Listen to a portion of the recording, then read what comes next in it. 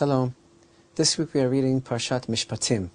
Now, last week we read Parshat Yitro, wherein we read about the Sinai revelation, the giving of the Torah, that incredible event wherein nature was suspended and God revealed himself to Israel and thus to humanity.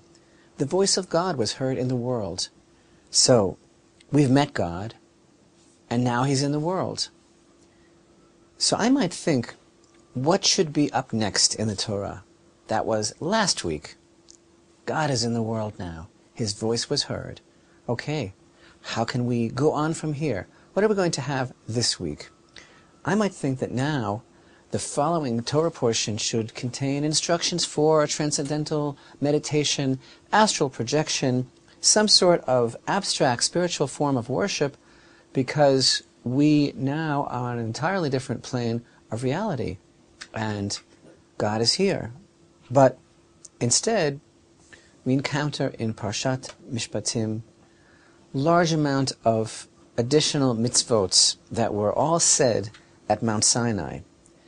In fact, 53 mitzvot. There are only 2 or 3 other parshiot with this amount of mitzvot, 23 positive commandments, 30 negative, 53 commandments altogether that form a basis for society, very human, societal norms.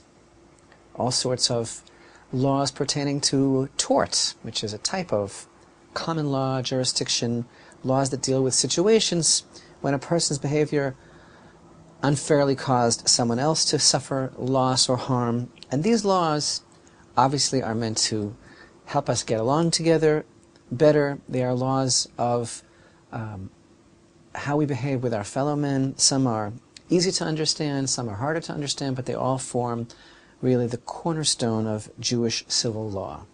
In other words, the arc of events shows us, the construction of the PARSHA, the juxtaposition, tells us that the Torah is extremely grounded.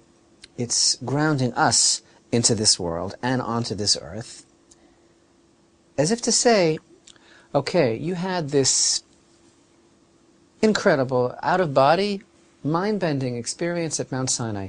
You want to keep it up? You want to keep the circle turning? You want to keep that moment of eternity alive? That feeling of closeness to Hashem? Well, this is how to worship Him. It's all very, very practical. And it's not very abstract at all. And this really reminds me of that beautiful thought that we shared once, the beautiful idea that at the end of Parshat Yitro, after the whole thing, after the whole revelation, and this incredible rendezvous of the divine with humanity, God tells us, make me an altar of earth. Don't think that you can't serve me in this world. Don't think that I am not of this world. Don't think that it's not about elevating the elements of this world. No, the way that you serve me is that you make me an altar of earth. And that is a consistent message of Torah. And it's a constant message that everything is very focused on serving Hashem the most practical way possible in this world with what we have, such as we are. And that is the beauty of God giving the Torah to man, and that's the beauty of the human condition. So, then, I have a question. Because if that's the case, and these are the principles, how are we to understand the end of our Parsha? Beginning with chapter 24, we read, to Moshe he said, go up to Hashem, you, Aharon, Nadav, and Avihu, and 70 of the elders of Israel, and you shall prostrate yourselves from a distance. And Moshe alone shall approach Hashem, but they shall not approach, and the people shall not go up with him.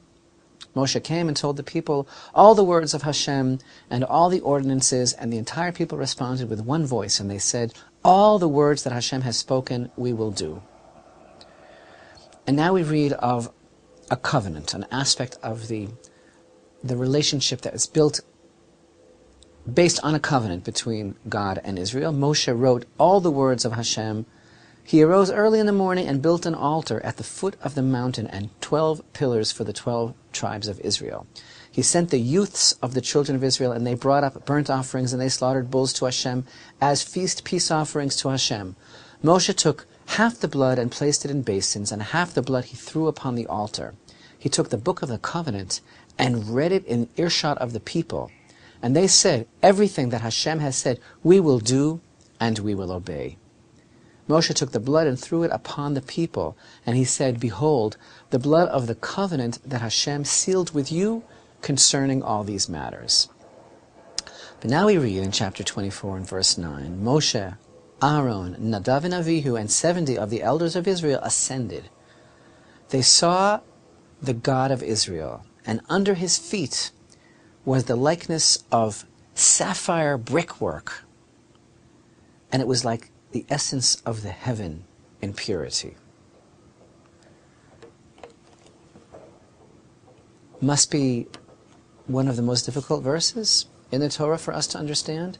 They saw the God of Israel, and they saw under his feet something like bricks made out of sapphire that were like the essence of heaven itself for purity. So, what exactly did they see? Later on, in our book of Exodus in chapter 33 and verse 20, we're going to read, no man sees my face and lives. And then, of course, in Deuteronomy chapter 4, verses 12 and 15, emphasize very emphatically and very specifically that at Sinai, no material form was seen. So what exactly did they see?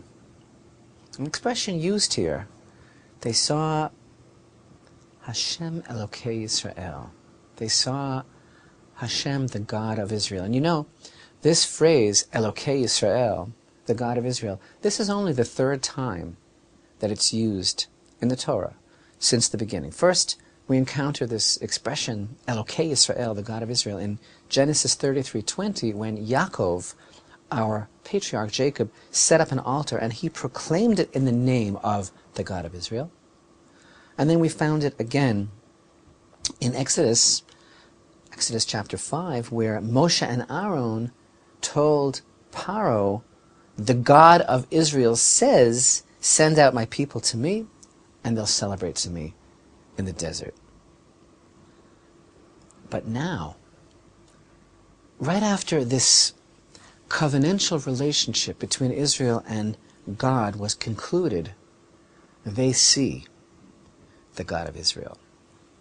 Now that this covenant has been entered into, he is truly becoming Elokei Yisrael, the God of Israel. And now they see their God. So tell me, based on everything we understand about the Torah and the verses that I mentioned, what exactly did they see? They saw at his feet, Kima'aseh livnat hasapir, like the work of a brick of sapphire.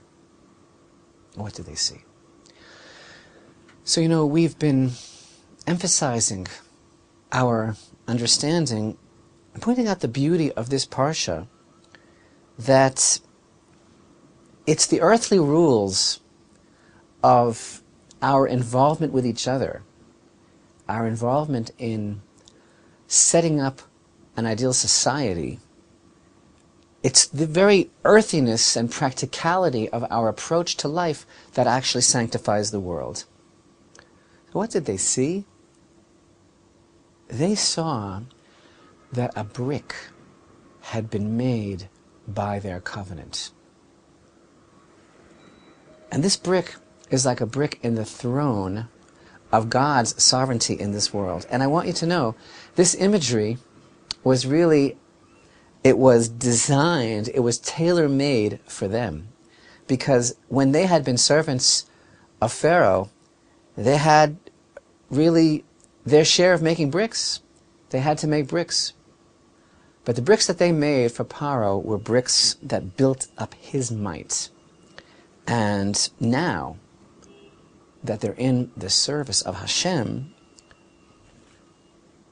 they are still making bricks, but their actions, the stuff of their lives, in fact, the details that we've been reading about in this parsha, the nitty-gritty details of what it means to live together in a society, these bricks now become the bricks that will build up Hashem's kingdom in this world.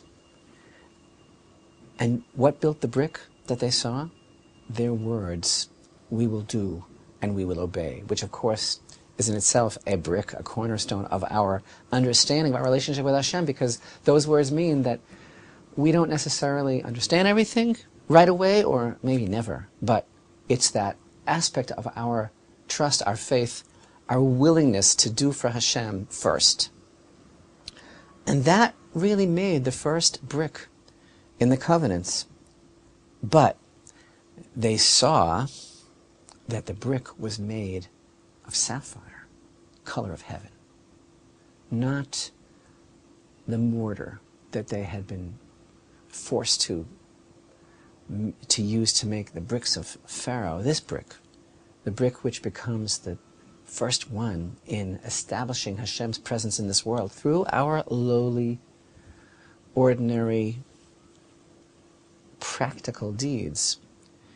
That brick was made of sapphire, because everything that we do in this world, all of the mitzvot, all of our willingness to do and obey everything that was given at Sinai, all the material and earthly things that we do in this world, they become connected to heaven. And that's how we elevate this world to heaven, and that's how we connect them. And that's how every one of our mitzvot become that sapphire brickwork in establishing Hashem's presence in this world.